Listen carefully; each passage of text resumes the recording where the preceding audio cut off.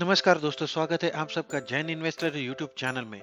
दोस्तों, आज हम एक ऐसी कंपनी के बारे में बात करने वाले हैं जो कंपनी भारत के एफएमसीजी सेक्टर की सबसे बड़ी कंपनियों में से एक है। दोस्तों, इस कंपनी ने पिछले एक साल में भले ही अपने निवेशकों को एवरेज रिटर्न दिया है।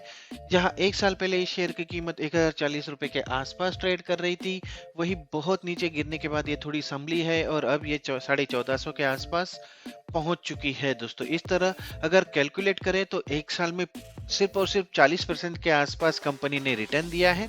पिछले कुछ महीनों से या फिर पिछले 6-7 महीनों से जो बिकवाली चल रही थी और ओवरऑल निगेटिव मार्केट सेंटिमेंट चल रहा था दोस्तों, उसका इस कंपनी के शेयर पर काफी गहरा असर देखने को मिला था और ये अपने ऑल टाइम हाई लेवल से लगभग 50% तक गिर चुकी थी दोस्तों। लेकिन पिछले 6 महीनों में इस शेयर की कीमतें 77% से बढ़ चुकी है और पिछले 3 महीनों की बात कर ले तो इन 3 महीनों में इस शेयर ने अपने शेयर होल्डर्स को 51% का रिटर्न दिया है दोस्तों।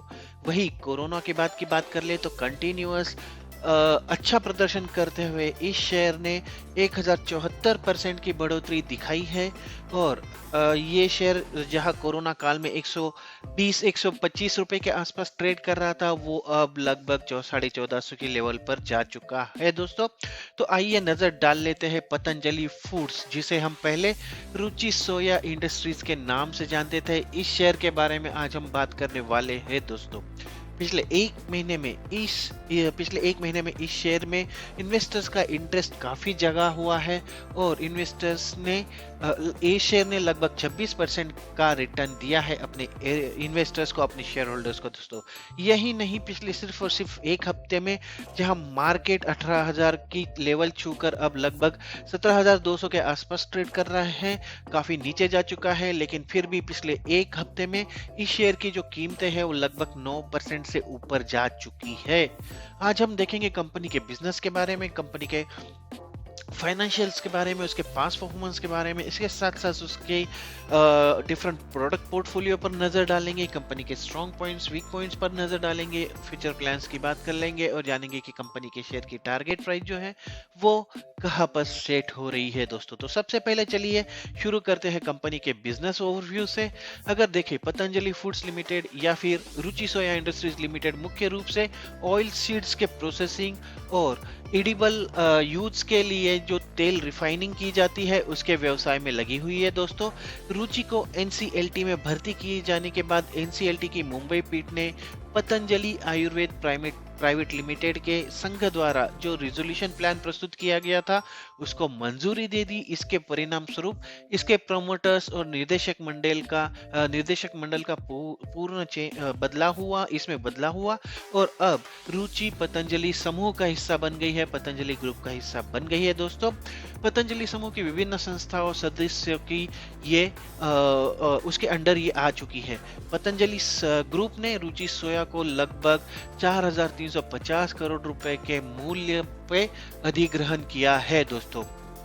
अगर देखें तो रुचि सोया जो है वो एडिबल ऑयल्स, वनस्पति शहद, न्यूटेला शहद आदि से लेकर कंज्यूमर प्रोडक्ट्स की वाइड रेंज के प्रमुख प्लेयर्स में से एक है दोस्तों। इसके अलावा ये भारत में सबसे बड़े पाम प्लांटेशन के बागानों में से भी एक है।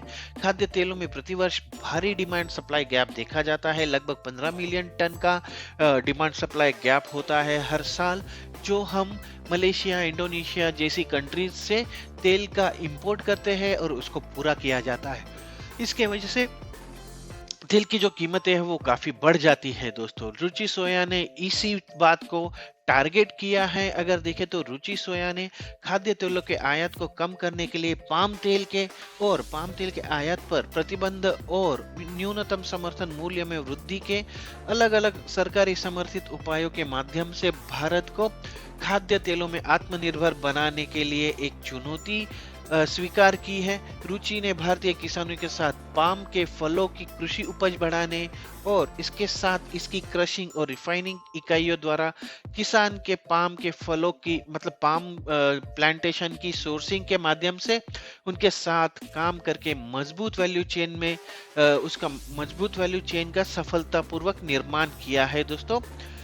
अगर देखें तो कंपनी का जो ब्रांड है वो काफी बड़ा है, लार्ज पोर्टफोलियो है। पाम तेल के निर्माण में सबसे बड़े खिलाड़ियों में से एक होने के अलावा रुचि को महाकोश, रुचि गोल्ड, सनरीच जैसे ब्रांड्स अपने विशाल पोर्टफोलियो के मामले में अच्छी तरह से रखा गया है, जो बड़े पैमाने पर लोकप्रिय और प्रीमियम सेगमेंट को पूरा भी करते हैं दोस्तों। अगर कंपनी के की फैक्टर्स की बात कर ले तो एफएमसीजी और एफएमएचजी सेगमेंट पर ध्यान केंद्रित करने वाला ये सबसे बड़ा डाइवर्सिफाइड ग्रुप है। अगर पतंजलि ग्रुप का ये कंपनी पतंजलि ग्रुप का हिस्सा है, जो भारत की leading FMCG health and wellness कंपनियों में से एक है। स्ट्रेटेजिक मैन्युफैक्चरिंग की जो सुविधाएं है वो पूरे भारत में 25 प्रोसेसिंग प्लांट्स है, जिनमें से 19 ऑलरेडी ऑपरेशनल है और 43 कॉन्ट्रैक्ट मैन्युफैक्चरिंग यूनिट्स का एक्सेस है कंपनी को। अगला पॉइंट अगर बात कर ले तो अपस्ट्रीम और डाउनस्ट्रीम के बिजनेस के स्वस्थ मिश्रण के साथ पाम और सोया सेगमेंट में संपूर्ण वैल्यू चेन में ये कंपनी मौजूद है, इसकी उपस्थिति है। इसके बाद कंपनी के पास रिटेल बाजार के विभिन्न इनकम सेगमेंट्स में उपभोक्ता प्रेफरेंस के और बाजार के रुझानों के व्यापक स्पेक्ट्रम को पूरा करने के लिए अच्छी तरह से डाइवर्सिफाइड पोर्टफोलियो भी मजबूत है दोस्तों। अगर इसके बिजनेस वर्टिकल्स की बात कर ले दोस्तों, तो इसमें मेनली 5 प्रकार के बिजनेस वर्टिकल्स है। सबसे बड़ा है एडिबल ऑयल या खाद्य तेल। भारत में सबसे बड़ी खाद्य तेल संशोधन कंपनियों में से ये कंपनी एक है। ये कंपनी बड़े पैमाने पर और मूल्य और प्रीमियम सेगमेंट में अपने ब्रांड्स को स्थापित कर चुकी है और काफी पॉपुलर ब्रांड्स है। अगर इसके प्रमुख ब्रांड्स की बात कर ले तो रुचि गोल्ड है, महाकोश है, सनरीच है, रुचि स्टार है, न्यूट्रेला है। ये इसके एडिबल ऑयल के प्रमुख ब्रांड्स में से एक है दोस्तों। अगर इसका सेकंड सेगमेंट देख ले, सेकंड वर्टिकल देख ले तो फूड बिजनेस है। फूड बिजनेस में इसके 3 ब्रॉड वर्टिकल्स हैं, जो कि जो सोया फ्लोर या फिर सोया का आटा और टीएसपी। सेकंड है नूडल्स और ब्रेकफास्ट सीरियल्स, जिसमें बिस्कुट, कुकीज और रस्क को रखा गया है। और थर्ड है नेवी ने पतंजलि आयुर्वेद के फूड डिवीजन का भी अधिग्रहण कर लिया है, तो ये इसका थर्ड बिजनेस वर्टिकल है दोस्तों। अगला वर्टिकल अगर देखें तो न्यूट्रोस्यूटिकल्स, जिस वित्त वर्ष 2022 की पहली तिमाही में न्यूट्रास्यूटिकल्स और वेलनेस सेगमेंट में कंपनी ने प्रवेश किया है। पतंजलि और न्यूट्रेला ब्रांड नामों के तहत ये को ब्रांडिंग प्रोडक्ट्स जो है उसको बेचती है। अगर की सेगमेंट्स की बात कर ले तो sports nutrition, medical nutrition, general nutrition जैसे की सेगमेंट है इस वर्टिकल के अंडर। इसके बाद चौथा आता है पाम ऑयल प्लांटेशन। इसमें लीडिंग भारतीय प्लेयर है ये कंपनी। 11 राज्य सरकार के साथ कंपनी का एमओयू साइन हो चुका है। 6.02 लाख हेक्टर कंपनी का आवंटित क्षेत्र है, जिसमें से 59,239 हेक्टर में खेती की जा रही है। 55 जिलों में उपस्थिति है कंपनी की। 42,071 कृषि परिवारों के साथ कंपनी का जुड़ा हुआ है। ये है पाम ऑयल प्लांटेशन के लिए। और अगर देखें तो पांचवा इसका सेगमेंट है अदर्स, जिसमें ओलियो केमिकल्स शामिल है। इसमें इसके अंडर कैस्टर, सोया और पाम के मूल्य आधारित डेरिवेटिव लिए जाते हैं और इसमें डोमेस्टिक और एक्सपोर्ट भी किया जाता है। इसके साथ साथ इसके अंडर पवन ऊर्जा या फिर रिन्यूएबल एनर्जी भी आती है, जो 84.6 मेगावाट की कुल क्षमता के साथ 11 स्थानों पर कंपनी की पवन ऊर्जा के यूनिट से वो ऑलरेडी लगाई जा चुके हैं दोस्तों। एक नजर कंपनी के प्रोडक्ट पोर्टफोलियो पर भी डालेंगे। अगर आप स्क्रीन पर देख पा रहे हैं तो पतंजलि के अंडर काफी सारे प्रोडक्ट्स है दोस्तों, जो आजकल हर किसी की जुबान पर है, हर किसी के घर में पाए जाते हैं। अगर देखें तो बिस्कुट्स का एक ब्रांड है, जिसमें से दूध हो या फिर उनके जो ग्रीन नारियल के बिस्किट है वो काफी पसंद किए जाते हैं। हमारे घर पे भी काफी पसंद किए जाते हैं दोस्तों। इसके साथ साथ नूडल्स में कंपनी ने काफी अच्छा ऑप्शन सेट किया है, प्रोवाइड किया है, जिसमें आटा नूडल्स जो है वो इनका एक पॉपुलर ब्रांड है, जो हर घर में इसमें मतलब इसमें यूज किया जाता है। साथ साथ ओट्स है, ओट्स में भी काफी अच्छे से ब्रांड्स है कंपनी के। इसके साथ साथ न्यूट्रेला के अंडर से अगर देखें तो न्यूट्रेला गोल्ड है, न्यूट्रेला है, इसमें हनी भी है, आटा भी है। इसके बाद महाकोश के अंडर अलग अलग ऑयल्स कंपनी प्रोवाइड करती है। सोयम के अंडर भी कंपनी के ऑयल ब्रांड्स है। सनरिच तो काफी पॉपुलर ब्रांड है। इसके बाद पतंजलि न्यूट्रेला, ये जो है ये कंपनी ने नया एक सेगमेंट स्टार्ट किया है और इसके अंडर पतंजलि और न्यूट्रेला के जो पॉपुलर प्रोडक्ट्स है उनको एक साथ कर कर एक नए प्रोडक्ट को तैयार किया गया है। इसके साथ साथ रुचि स्टार, रुचि गोल्ड, ये काफी पॉपुलर ब्रांड थे। ये अभी से नहीं, जब से पतंजलि ने इसको खरीदा नहीं था तब से ही रुचि स्टार और रुचि गोल्ड जो है वो काफी पॉपुलर ब्रांड्स थे। और अगर बेकरी की बात कर ले तो इसमें तुलसी है, जनरल है, केकमो है, पफमो है, बेक फेट है, कुलकेटमो है, ये सारे कंपनी के प्रोडक्ट्स है दोस्तों। तो काफी डाइवर्सिफाइड, काफी बड़ा पोर्टफोलियो है कंपनी का।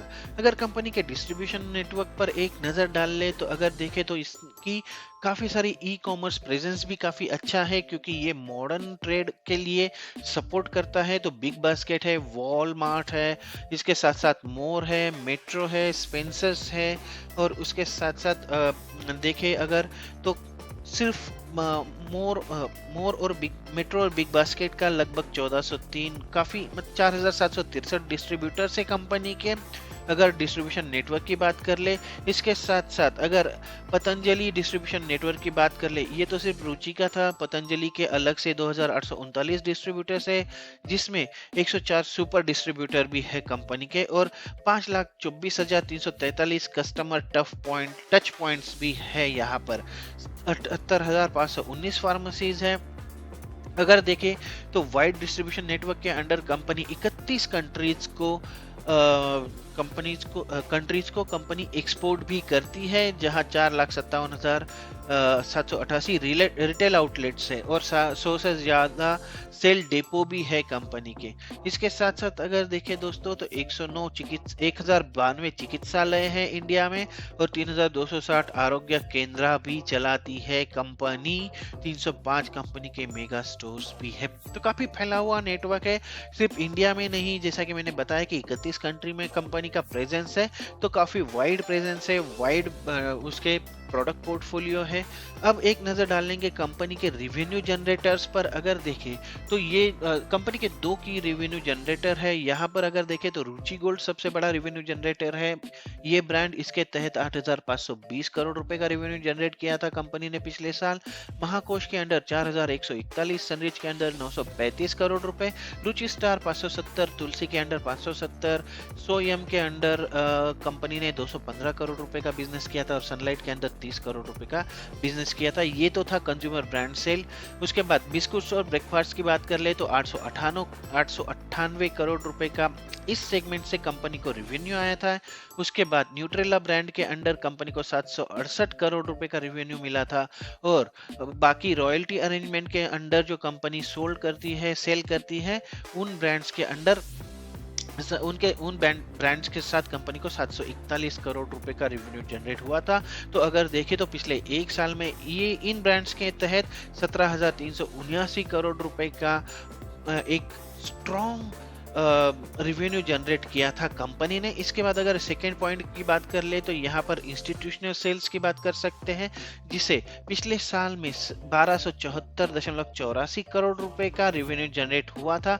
इसमें वनस्पति, बेकरी फैट्स, उसके साथ साथ स्पेशलिटी बेकरी फैट सेल्स, ये सारी चीजें शामिल है। अगर देखें अवंती के अंडर 15.08 करोड़, पेक फैट के अंडर 168 करोड़ रुपए, महाकोष ये आता है 155 करोड़ रुपए के आसपास, नेपच्यून 4 करोड़, रुचि लगभग 741 करोड़, तुलसी 150 करोड़, जनरल वनस्पति 40 करोड़, न्यूट्री गोल्ड लगभग 0.07 करोड़ रुपए का रेवेन्यू जनरेट किया है कंपनी ने। अब चलिए नजर डाल लेते हैं कंपनी के फाइनेंशियल नंबर्स पर। लेकिन आगे बढ़ने से पहले दोस्तों, अगर आपको मेरे वीडियोस पसंद आ रहे हैं तो इन्हें लाइक जरूर कीजिए, और अगर अभी तक आपने मेरा चैनल सब्सक्राइब नहीं किया है तो इसे सब्सक्राइब जरूर कर लीजिए, ताकि ऐसी ही नई नई जानकारी मैं आपके साथ शेयर करता रहूं। जब भी आप सब्सक्राइब करें दोस्तों तो बेल का आइकॉन प्रेस करना ना भूलें, और उसके साथ साथ ऑल का ऑप्शन भी सिलेक्ट कर लीजिए, क्योंकि मेरे वीडियोस के नोटिफिकेशन अगर आपके पास पहुंच गए तो आप टाइमली कोई डिसीजन लेकर आपकी हेल्प हो सकती है इन्वेस्टमेंट स्ट्रेटेजी डिसाइड करने में। तो चलिए मुड़ते हैं वीडियो की ओर, और देख लेते हैं फाइनेंशियल ओवरव्यू। अगर देखें तो कंपनी का जो पतंजलि फूड्स है दोस्तों 1444 करोड़ रुपए 52,200 करोड़ रुपए की ये इसका मार्केट कैपिटलाइजेशन है। 1444 रुपए पर ये बंद हुआ है पिछले सेशन में। उसके बाद 52 वीक का हाई लेवल जो है 1495 करोड़ रुपए और 52 वीक का लो जो है वो 700 करोड़ रुपए है। अगर स्टॉक का पी की बात कर ले तो लगभग 60 का स्टॉक का पीई है। इंडस्ट्री पी 53.7 है, तो उस हिसाब से बहुत ज्यादा एक्सेसिव पी तो है नहीं, इस रेंज में ही है। अगर कंपनी के आरओसी की बात कर ले तो 17.6% का आरओसी और 15.8% का आरओई है। बुक वैल्यू जो है कंपनी के शेयर की वो 165 रुपए की है। डिविडेंड यील्ड देखिए, ये कंपनी डिविडेंड प्रोवाइड करती है, 0.35% की डिविडेंड यील्ड है। और अगर फेस वैल्यू देख ले तो 2 रुपए के कंपनी के शेयर की फेस वैल्यू है। ईपीएस जो है वो 28 रुपए का अच्छा ईपीएस है और प्रॉफिट ग्रोथ है वो 3.80% की थोड़ी सी लोअर साइड में है। आइए नजर डाल लेते हैं फाइनेंशियल ओवरव्यू के बाद कंपनी के बिजनेस हाइलाइट्स पर या फिर कंपनी के नंबर्स, हाइलाइटेड नंबर्स पर। अगर देखें तो पहला सेक्शन है ब्रांडेड सेल्स। इसके अंडर अगर देखें तो कंपनी को 9,860 करोड़ रुपए का बिजनेस हुआ था, टोटल इनकम हुआ था 2019-2020 में। 2020-2021 में ये हो गया 12,248 करोड़ और 2021-22 की अगर बात कर ले तो 18,663 करोड़ रुपए का कंपनी का टोटल सेल रहा है, सिर्फ और सिर्फ ब्रांडेड सेल, जिसमें कंज्यूमर ब्रांडेड सेगमेंट आता है और इंस्टीट्यूशनल सेगमेंट आता है। अगर अदर सेगमेंट्स की बात कर ले तो इसमें विंड मिल है, एक्सपोर्ट है, ओलियो केमिकल्स है, पाम प्लांटेशन है, ट्रेडिंग है, वैल्यू एडेड प्रोडक्ट्स है। ये अगर कुल मिलाकर अगर देखें तो 2019 में इससे 3,315 करोड़ रुपए का सेल हुआ था, जो 2020-21 में 4,134 करोड़ रुपए हो गया। और उसके बाद पिछले वित्त वर्ष में 5,620 करोड़ रुपए का सेल हुआ है, रेवेन्यू जनरेट हुआ है कंपनी का सिर्फ और सिर्फ अदर सेगमेंट से। दोस्तों अब आगे बढ़ते हैं और नजर डाल लेते हैं कंपनी के क्वार्टरली रिजल्ट्स पर। यहाँ पर हम मेनली कंपेयर करेंगे दोस्तों Q1 FY 2022, Q4 FY 2022 और Q1 FY 2023। अगर देखें तो ऑपरेशन से जो रेवेन्यू जनरेट हुआ है वो पिछले साल की सेम तिमाही में या फिर मैं कहूँगा जून तिमाही में 5,266 करोड़ रुपए का हुआ था, जो पिछले साल की दिसंबर तिमाही में बढ़कर 6,663 करोड़ रुपए हो गया था। और इस साल की जून तिमाही में 7,211 करोड़ रुपए के आसपास रहा है। ग्रॉस प्रॉफिट की बात कर ले तो पिछले साल की जून तिमाही में ये 619 करोड़ रुपए रहा था, इस साल की मार्च तिमाही में ये 869 करोड़ रुपए रहा था। यहाँ पर थोड़ी सी कमी जरूर देखने को मिली है, लेकिन अगर देखें तो पिछले साल के सेम तिमाही के मुकाबले इसमें काफी अच्छी बढ़ोतरी आपको देखने को मिल रही है। इसके बाद अगर प्रॉफिट आफ्टर टैक्स की बात कर ले तो 173.53 करोड़ रुपए कंपनी का टोटल प्रॉफिट रहा था। पिछले साल की जून तिमाही में वो बढ़कर हो गया था 234 करोड़ रुपए इस साल की मार्च तिमाही में। और अगर देखें इस साल की जून तिमाही के आंकड़े, यहाँ पर 241.26 करोड़ रुपए का प्रॉफिट हुआ है कंपनी को सिर्फ और सिर्फ जून तिमाही में। तो यहाँ पर काफी अच्छा उछाल दिखा जा रहा है, 173 करोड़ रुपए से 241 करोड़ रुपए का प्रॉफिट। इसके आगे अगर देखें तो ईयरली रिजल्ट्स की बात कर लेते हैं। यहाँ पर FY 20 की बात अगर कर ले तो ऑपरेशन से जो रेवेन्यू जनरेट हुआ था कंपनी का 13,117 करोड़ रुपए था। FY 21 में यही बढ़कर हो गया था 16,319 करोड़ रुपए। और उसके बाद FY 2022 की बात कर ले तो 24,205 करोड़ रुपए का टोटल रेवेन्यू जनरेट किया है कंपनी ने। लगभग 50% की बढ़ोतरी पिछले साल से इस साल के रेवेन्यू में देखी गई है।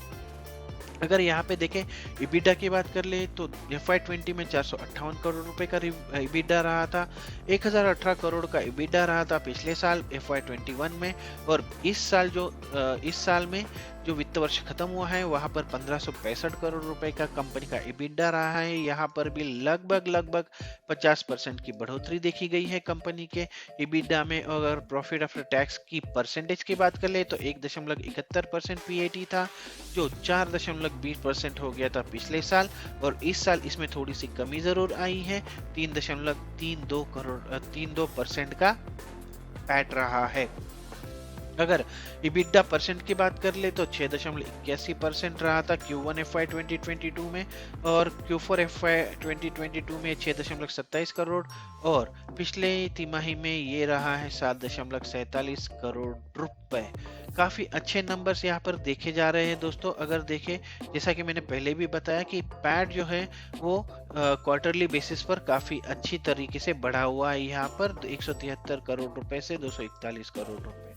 आगे देखते हैं दोस्तों कंपनी के की रेशियोज के बारे में। अगर देखें तो करंट रेशियो 2.14 था FY20 में, जो 2.13 हो गया FY21 में, लेकिन इस साल ये 2.82 रहा है।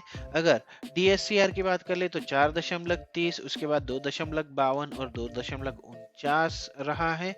ROE की बात कर ले तो माइनस था 2020 में, कंपनी का ROE -39% था, वो पॉजिटिव हो गया था पिछले साल 18.32 और इस साल 15.76 रहा है। और ROCE की बात कर ले तो 4.43% का ROCE था FY20 में, वो हो चुका था 11.07% और इस साल हो चुका है 14.13% दोस्तों। तो यहाँ पर भी काफी अच्छा इंप्रूवमेंट देखने को मिल रहा है। की रेशियो के बाद एज यूजुअल हिस्टोरिकल रिजल्ट्स पर भी जरूर नजर डालेंगे। अगर देखें तो सेल्स ग्रोथ 10 साल के लिए जरूर ये -1% दिखा रहा है। 5 साल का आंकड़ा इतना खास नहीं है, लगभग 5% का है, लेकिन 3 साल के लिए कंपनी ने 24% का कंपाउंडेड सेल्स ग्रोथ दिखा रही है, और TTM जो है पिछले 12 महीनों का वो 41% का है। स्टॉक प्राइस CAGR की बात कर ले तो यहाँ पर नंबर जो है दोस्तों वो काफी आंखों को सुकून देने वाले हैं। अगर देखें 10 साल के लिए 35% का स्टॉक प्राइस CAGR है, 5 साल के लिए 128% का स्टॉक प्राइस CAGR है, 3 साल के लिए 600% का स्टॉक प्राइस CAGR है, पिछले एक साल में 38% का स्टॉक प्राइस CAGR दिखा रही है। काफी शानदार नंबर है यहाँ पर।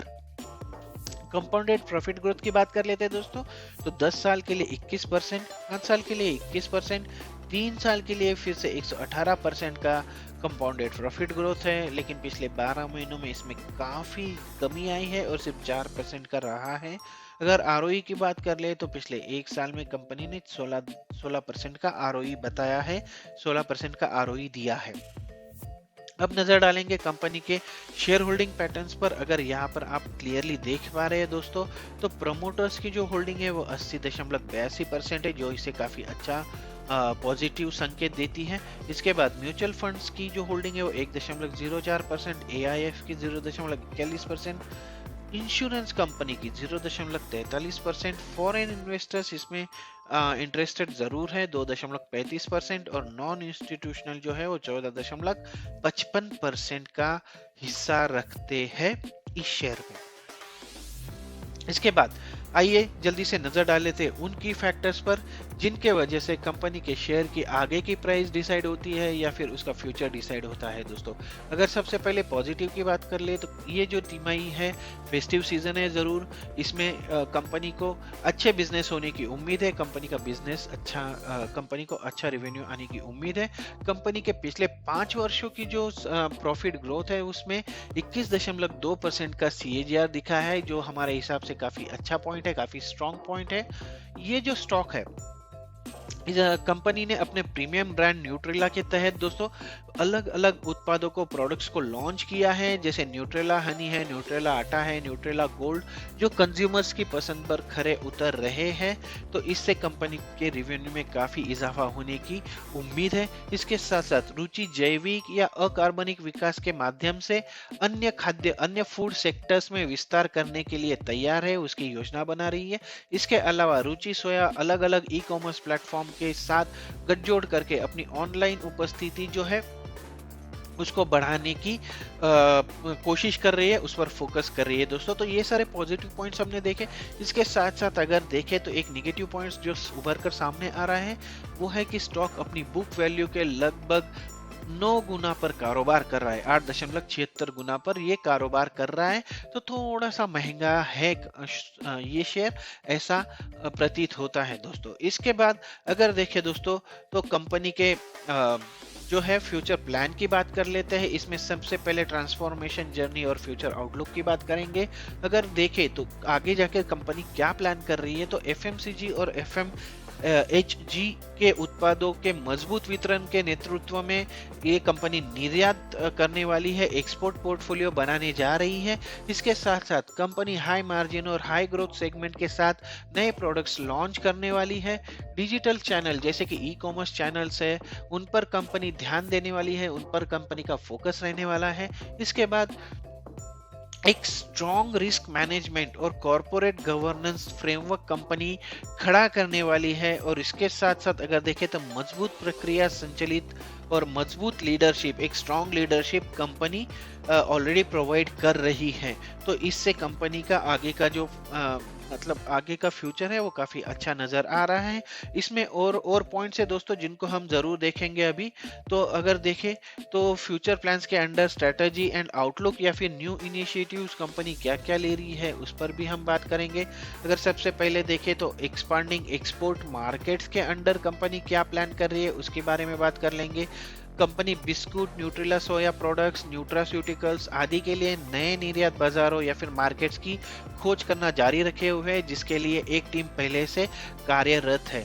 इसके साथ साथ अगले 12 महीनों में 250 से 300 करोड़ अतिरिक्त निर्यात करने का कंपनी का प्लान भी है। अगर ग्रोइंग इंस्टीट्यूशन चैनल की बात कर ले तो 0 से 1 लाख टन संस्थागत खाद्य तेल की बिक्री कंपनी करना चाहती है।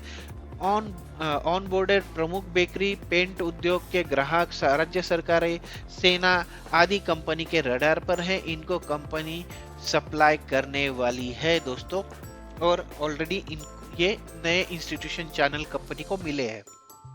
इसके बाद एक्सपांडिंग न्यूट्रेला कैटेगरी की अगर बात कर ले तो या मतलब न्यूट्रेला श्रेणी का कंपनी विस्तार करे, जैसे कि मैंने आपको पहले ही 2-3 पॉइंट्स या फिर 2-3 प्रोडक्ट्स ऑलरेडी गिना चुका हूँ। इसमें सोया स्नैक्स है, न्यूट्रल चंक्स है, इनकी आरटीसी रेंज को शामिल करना है। इसके बाद आटे को फिर से स्थापित करना या फिर फ्लोर को फिर से स्थापित करना है, और प्रीमियम रेंज के खाद्य तेल या फिर एडिबल ऑयल्स की मात्रा पर कंपनी फोकस करना चाहती है। इसके बाद अगर देखें तो बाजार के रुझान और विस्तार रणनीति के अनुरूप रीब्रांडिंग सर्विस या फिर रीब्रांडिंग करना चाहती है कंपनी, और इसके जो मूल्य है वो निर्धारण रणनीति को अंतिम रूप दिया भी जा रहा है, तो इस पे काम ऑलरेडी चल रहा है दोस्तों। Business unit for structured finance, अगर इसके अंडर देखें तो घरेलू और अंतरराष्ट्रीय व्यापार प्रवाहों का लाभ उठाने, उसके निधियों की लागत कम करने और नए मार्जिन स्ट्रीम को विकसित करने के लिए कंपनी संरचित वित्त के लिए व्यावसायिक इकाई स्थापित करना चाहती है, और यहाँ पर कंपनी काफी आगे बढ़ चुकी है दोस्तों। अगर इसके बाद देखें तो न्यू प्रोडक्ट डेवलपमेंट की अगर बात करें तो न्यू प्रोडक्ट के अंडर अगर देख ले दोस्तों तो जैसे कि सोया स्नैक्स है, सोया चाप है, वर्जिन पाम ऑयल है, प्रीमियम मिश्रित तेल है, मिक्स्ड ऑयल है, इसके लॉन्च ऑलरेडी कर रही है कंपनी। इसका मूल्यांकन किया जा रहा है। 1 जुलाई 2022 से कंपनी ने उत्पाद प्रोडक्ट पोर्टफोलियो में भौतिक परिष्कृत खाद्य तेलों का उनको एंट्री की है, मतलब रिफाइंड एडिबल ऑयल्स की अलग रेंज कंपनी ने स्थापित की है, उनको एंट्री की है। और इसके साथ साथ premium biscuit range food space में प्रीमियम प्रोडक्ट्स पेश करने की योजना भी है कंपनी की। तो यहाँ पर भी कंपनी नए प्रोडक्ट्स यहाँ पर कंपनी एक्चुअली उतार रही है मार्केट में। अगर देखें फोस्टरिंग डिजिटल ग्रोथ या फिर डिजिटल विकास को बढ़ावा देने के लिए कंपनी क्या कर रही है वो भी हम देख लेंगे। B2C सेगमेंट को पूरा करने के लिए सभी प्लेटफॉर्म पर ई कॉमर्स बिक्री को मजबूत करने की दिशा में कंपनी आक्रामक तरीके से काम कर रही है, और बदलती कंज्यूमर प्राथमिकताओं के अनुरूप ऑर्डर मी ऐप लॉन्च किया गया है, और ये यूजर्स के जो अनुभव है उनको एक इजी वे प्रदान करेगा, ये एक इजी प्लेटफॉर्म प्रदान करेगा यूजर्स को कंपनी के प्रोडक्ट्स डायरेक्टली ऑर्डर करने के लिए। तो काफी सारे फ्यूचर प्लान्स है, काफी सारी स्ट्रेटजीज है, काफी सारे पॉइंट्स है जिन पर हम लगातार बात कर सकते हैं दोस्तों। अगर बात करने जाए तो पूरा 2 घंटे का वीडियो भी कम पड़ जाएगा दोस्तों। तो मैं यहाँ पर इसको अभी रुका रहा हूँ, हम आगे बढ़ने वाले हैं और आगे बढ़ के देखने वाले हैं कंपनी के फ्यूचर की टारगेट प्राइस के बारे में। अगर हमने अभी तक देखा दोस्तों कंपनी क्या कर रही है, कंपनी का बिजनेस क्या है, उसको किसने एक्वायर किया है, किसके साथ उसके संबंध है, उसके साथ साथ कंपनी फ्यूचर के हिसाब से क्या कर रही है, कंपनी का फाइनेंशियल स्टेट कैसा है, उसकी बिक्री कैसी है, उसका सेल्स कैसा है, रेवेन्यू कैसा है, ये सारी चीजें हमने बात कर ली है दोस्तों। कंपनी के फ्यूचर प्रोजेक्ट क्या है, कंपनी फ्यूचर में क्या प्लान कर रही है, कंपनी कहाँ फोकस करने वाली है, कंपनी कैसे ग्रोथ प्लान कर रही है, उसका ग्रोथ प्रोस्पेक्टस क्या है, उसका आउटलुक क्या है, इन सारी बातों के बारे में हमने बात कर ली है दोस्तों। ओवरऑल अगर देखें तो ये शेयर एक दमदार शेयर है और लॉन्ग टर्म पर्सपेक्टिव से ये एक सेफ ऑप्शन भी नजर आ रहा है दोस्तों। एफएमसीजी सेक्टर में वैसे तो इंडिया में उसको कोई प्रॉब्लम है नहीं दोस्तों।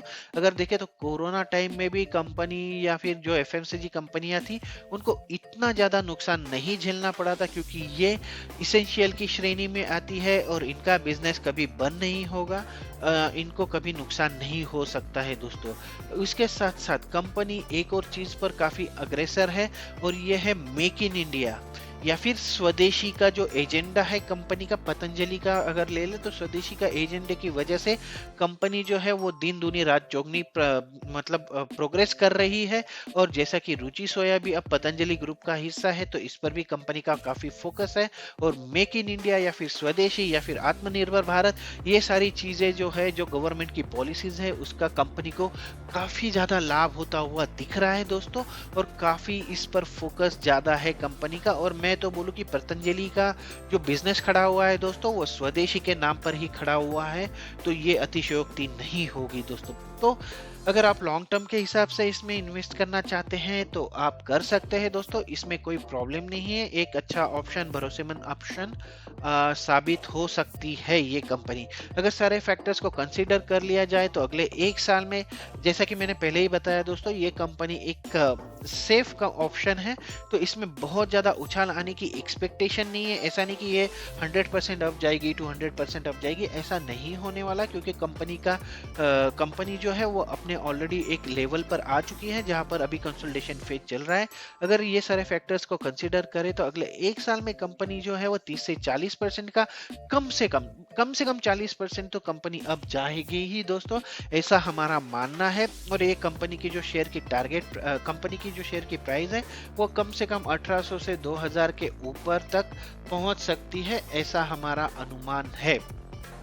तो दोस्तों ये था पतंजलि फूड्स या फिर रुचि सोया इंडस्ट्रीज के कंपनी के शेयर का फुल एनालिसिस। अगर आपको ये वीडियो पसंद आ रहा है तो आप ज़रूर मुझे बताइए। अगर आपको और कोई इंफॉर्मेशन इसमें चाहिए तो वो भी मुझे बताइए कमेंट बॉक्स में, ताकि वो मैं आप तक पहुंचाता रहूं। और अगर आपको पसंद आया है तो एक लाइक ज़रूर कर दीजिए दोस्तों, क्योंकि काफ़ी सारी मेहनत लगती है एक वीडियो बनाने में और आपका एक लाइक ज़रूर हमको इनकरेज करता है। तो आशा करता हूँ ये वीडियो आपकी हेल्प करेगा आपकी आगे की स्ट्रेटेजी डिसाइड करने के लिए। तो आज के वीडियो में बस इतना ही दोस्तों, मैं यही रुक रहा हूँ। मिलते हैं अगले वीडियो में एक नए शेयर के साथ, एक नई जानकारी के साथ। तब तक के लिए नमस्कार।